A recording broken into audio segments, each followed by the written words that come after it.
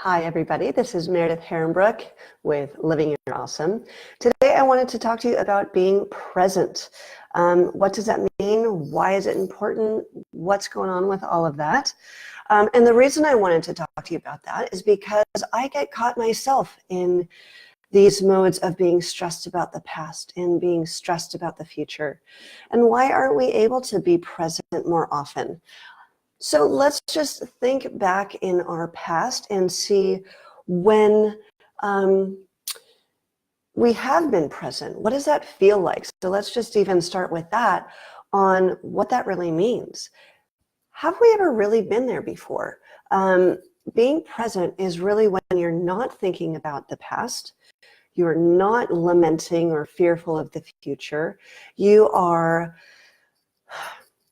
just here in the moment, taking everything as it comes without judgments, fears, perspectives. You're just witnessing and experiencing with maybe a little bit of happiness and joy.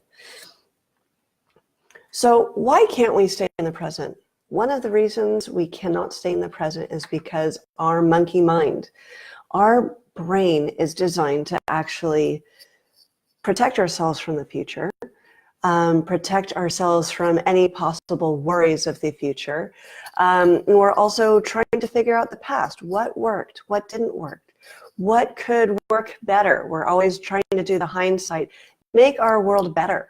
We're always finding solutions. So when we're polarizing ourselves to the past and to the present, or sorry, to the future, we're never here.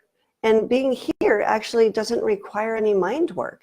And the mind actually needs something to do. So there's a great video that's going to be coming up soon. And it is, I did this great video with my friend and colleague, Ashley Hayes. She does yoga and mind work. And she was talking about how amazing yoga is because it takes care of the, sorry, let me start over. Meditating and yoga takes care of all the parts of the body, to keep the mind and the emotional parts occupied, so then we can be present. If we're breathing, if we are keeping in our space and we are keeping grounded and present, we can't be in the future. We can't be in the past. There's no way, because we're already giving ourselves things to do to keep here. Why is being present so important? Well, because it's less stressful. And it took me a really long time to get to that point. Finally, it was probably maybe 10 years ago, where I was finally able to hit that point of being fully present. No thoughts from the past, no fears of the future. And it started with me breathing and taking each stress as it came, dealing with it, and then just letting it go. And it was amazing because it was so expansive and I wasn't doing anything. I think our brains are, and we're so used to always being occupied with things, always doing things and having to strive and having to just do, crank things out all the time, to work harder. If you look at even all the television ads and so forth, it's like, work harder, do this more, right? There's always a goal to get to. Yes, it's always important to, or not always, it is important to keep that in check and in context with, yes, if you don't show up for work and you're not kind of striving to do the same or better at work, that might be a problem for your boss and output and so forth. We have to be with our families and present with our families. But when we are fully present, we can really appreciate where we are. We can really look at someone for who they are, what their personalities are. We can look at a view if we're traveling. We can fully taste that wine. We can fully embrace what we're experiencing. We're using our whole system to experience something. If our brain and body is occupied with 20 other things, how can we fully enjoy something here and now? So our brains are these meaning-making machines, And so a way to kind of bypass that is to focus on the breath, give your body something to do, to write down your list of past failures or things that you wanted to improve and look at those and maybe start to check those off the list, kind of tackle those and make peace with yourself on those things. I've learned this, haven't learned that. Let's integrate. Let's bring ourselves together to here and now. If we are worried about the future, try and, again, maybe write another list or talk with your spouse or family on how do we want to plan the year out. I'm a great planner. I didn't used to be organized whatsoever. I will be completely honest. I was really scatterbrained.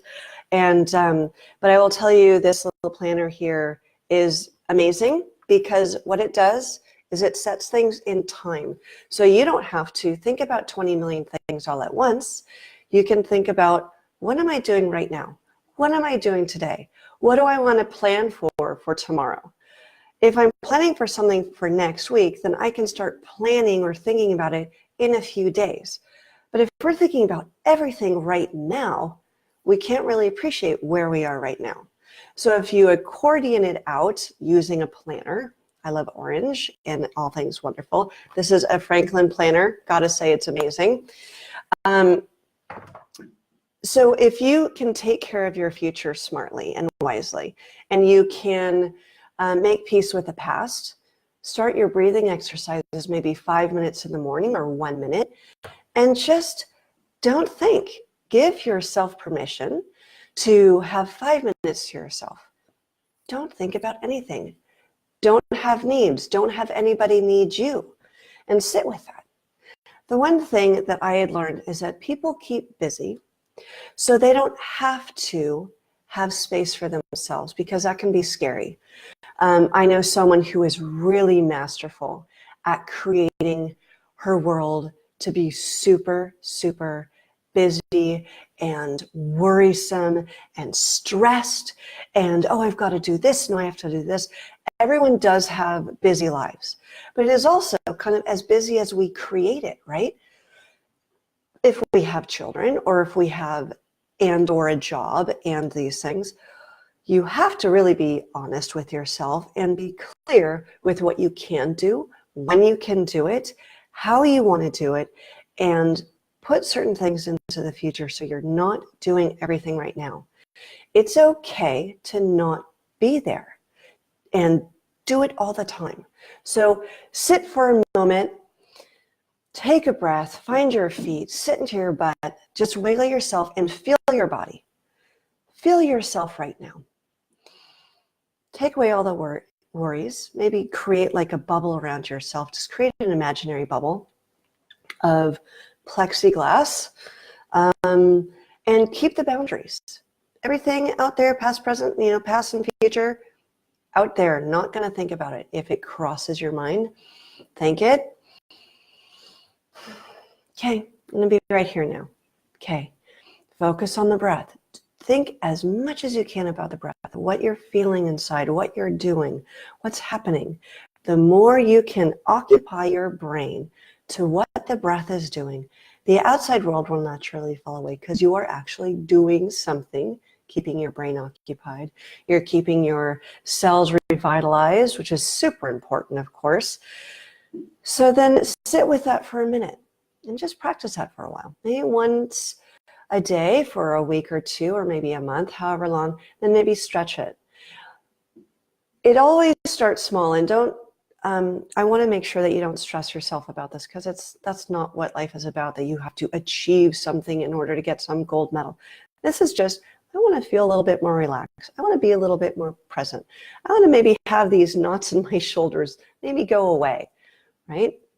These are things that you can do to relax the body. And when you're more relaxed, well, you might be having more fun. You might notice something a little bit more in chatting with a friend or walking down the street, rather than I have to get from point A to point B.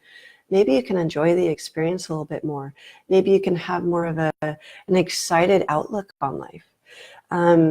There are a lot of people who struggle in the world. There are a lot of things that I think we as humans are not trained in yet. Everyone's doing the best they can. Our parents have taught us the best they can, and so forth down the line. But I think we really need to look at how can we maybe not do so many things to still achieve the same results? How can we enjoy life a little bit more rather than struggling and straining and striving and not being here? If we can really focus on that, I think life would be so much more enjoyable. You don't have to do a million things. You don't have to stress about so many things. And if we're not quite so busy, we can still be occupied. We can still be fulfilled. But we don't necessarily need to be under the gun all the time. I used to feel that all the time of I've got to do this. And I had all these crazy goals, but I was stressed out of my mind and I was not in balance. And so I think if you can start with this one thing to try and figure out, is it okay to be present? Is it okay to feel okay? Can I still reach my goals and not lament the past and just keep in a greater alignment? Because when you're more present and you're more here, you get to appreciate more and you get to give more. You get to expand out, which I think is wonderful. I think when we are stressed, we are tightening in, we're contracting. That's not where our body does really well. We're slamming ourselves into the ground. Then, like if my dad actually has a hard time walking from an ailment from a long time ago. And so he'll kind of lean over and he'll hunch. And I say, chest out, head up. Okay, and when you do that, then there's naturally more space for the hips to then be able to move the legs. So if you're up and out and more present and expanded, then the body will naturally be better and be able to do what it's naturally able to do. So being present, try that. See what comes up for you, what triggers come up for you, what you feel you should be doing or shouldn't be doing, or what judgments are happening for you, what beliefs are happening such that you are having a hard time being present.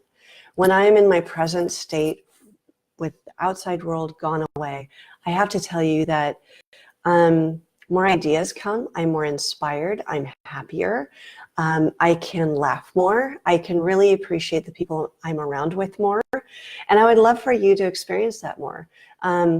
There's always going to be more goals and more things to strive for. That'll always be there, but make sure that you find balance for yourself, because when you're more in balance, you can find greater gaps in all that you experience. This is just kind of a little short Facebook Live for you guys today. Thank you so much for watching. Again, I'm Meredith Herrenbrook with Living Your Awesome. Please buy my book, Becoming Ridiculously Awesome. Who doesn't want that? On Amazon, which is awesome. And yeah, so please write me, call me. I do live coaching and I can maybe help you out of triggers and things that you're finding a hard time with. Thanks again for watching. I'll see you next week. Talk to you soon. Bye.